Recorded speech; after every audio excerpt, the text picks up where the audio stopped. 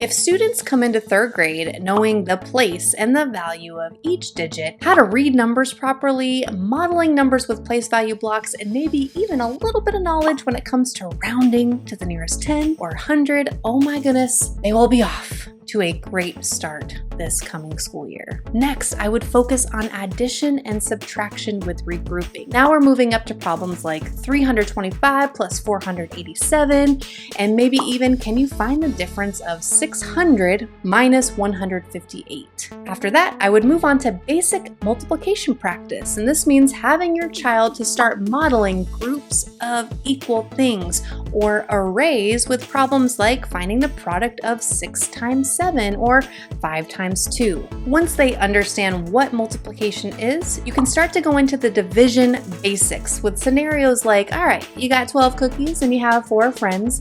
How many cookies does each child get? Once they've mastered those skills, move on to introducing your child to fractions, where you can have them practice drawing fractions as an area model, or maybe even creating a number line and breaking it into parts where you can start to see the fractions. If they really understand, you can have them start to compare fractions that have the same numerator or denominator. And if they've done wonderfully at all those, the final thing that I would focus on would be area and perimeter. And you can do this by creating rectangles and having them figure out the area and the perimeter.